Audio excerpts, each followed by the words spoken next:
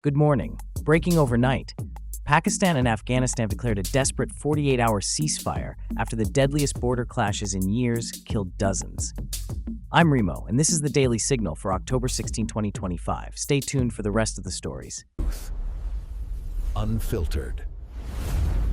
Now, Here are the other top stories for October 16, 2025. Story 1.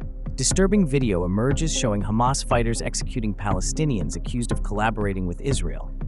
Story 2. Political analysts debate whether Trump actually influenced the Gaza ceasefire negotiations.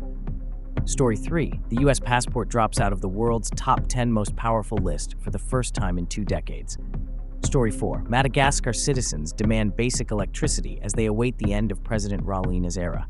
Story 5. UN humanitarian chief makes urgent plea for Israel to open more Gaza crossings for aid deliveries. Story 6. Israel marks 2 years since its darkest day, with celebrations that remain bittersweet and imperfect. Story 7. Oil prices surge after Trump claims India will stop purchasing Russian energy supplies. Story 8. Defense Secretary Hegseth warns Russia will face severe costs if current peace efforts collapse. Story 9. Kenyan opposition giant Raila Odinga dies at age 80, ending decades of political influence. Now let's dive into each story. The guns have fallen silent along one of the world's most dangerous borders. Pakistan and Afghanistan agreed to a critical 48-hour ceasefire starting yesterday at 6 p.m., following days of the bloodiest fighting in years. Here's what happened.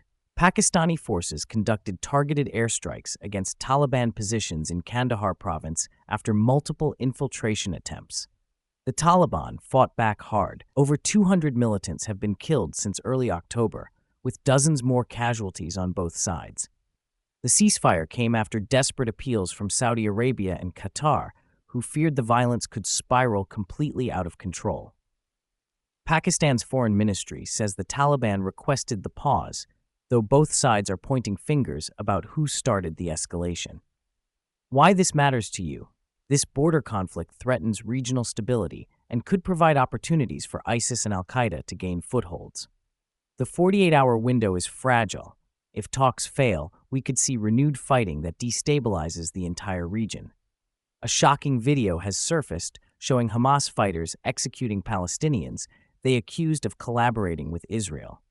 CBS News obtained the footage, which reveals the brutal internal tensions gripping Gaza.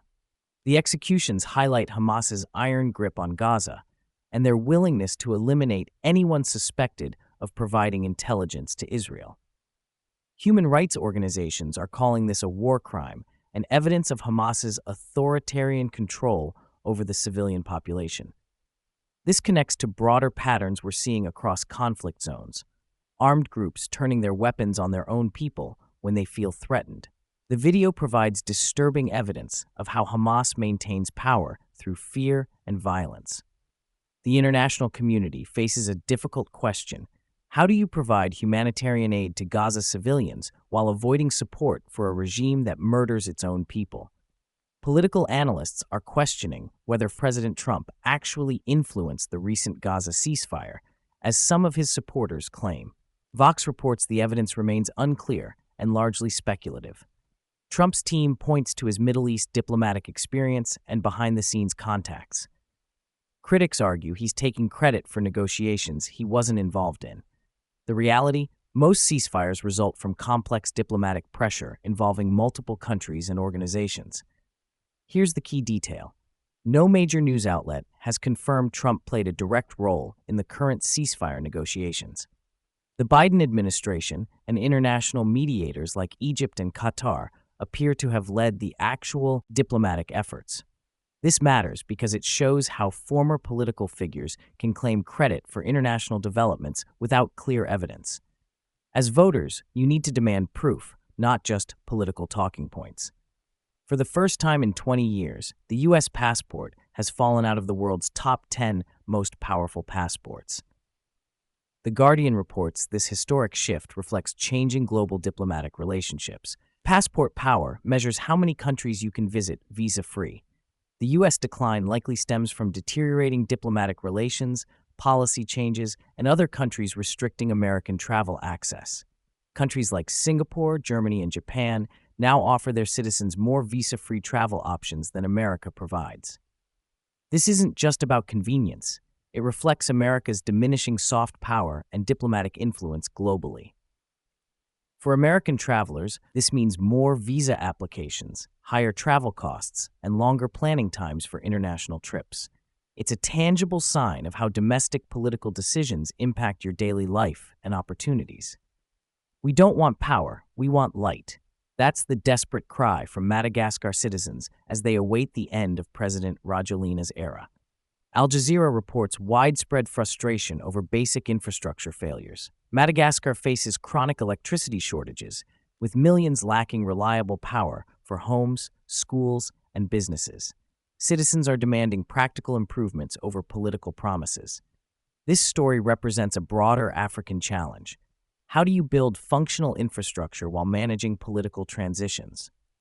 Madagascar's situation shows what happens when governments focus on staying in power rather than serving people's basic needs. The UN humanitarian chief is urging Israel to open more crossings into Gaza for aid deliveries. The BBC reports this urgent appeal aims to address worsening humanitarian conditions. Current crossing restrictions limit food, medical supplies, and humanitarian workers from reaching Gaza civilians. The UN argues these restrictions violate international humanitarian law and worsen civilian suffering. Israel maintains the restrictions are necessary for security, preventing weapons smuggling and militant infiltration. This creates a classic conflict dilemma. How do you provide humanitarian aid while maintaining security concerns? Israel marked 2 years since its darkest day with celebrations bore. The Times of Israel describes as bright, exuberant, and imperfect. The anniversary reflects a nation still processing trauma while trying to move forward. The celebrations mixed joy with underlying sadness, showing how communities heal from devastating attacks. Israelis demonstrated resilience, but acknowledged their recovery remains incomplete. This human story reminds us that behind every international conflict are real people trying to rebuild their lives and find hope after tragedy.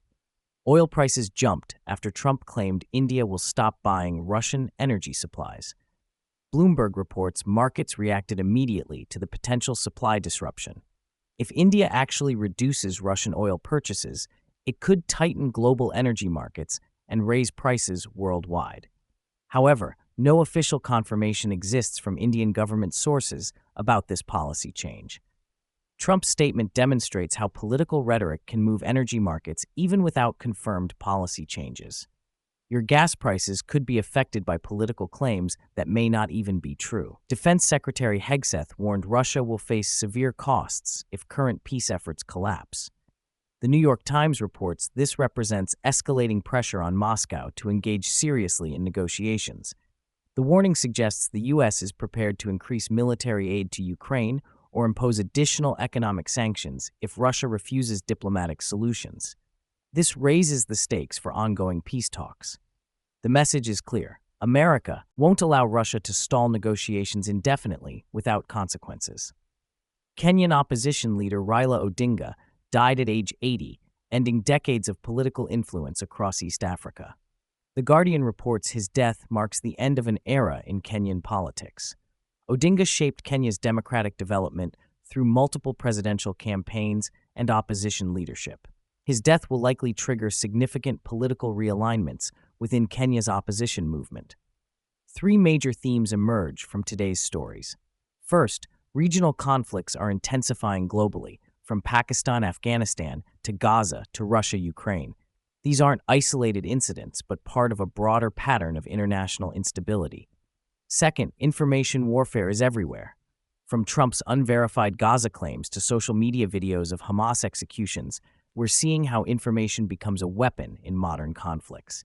You must verify sources and demand evidence. Third, diplomatic power is shifting. America's passport decline reflects broader changes in global influence, while countries like India find themselves courted by multiple powers.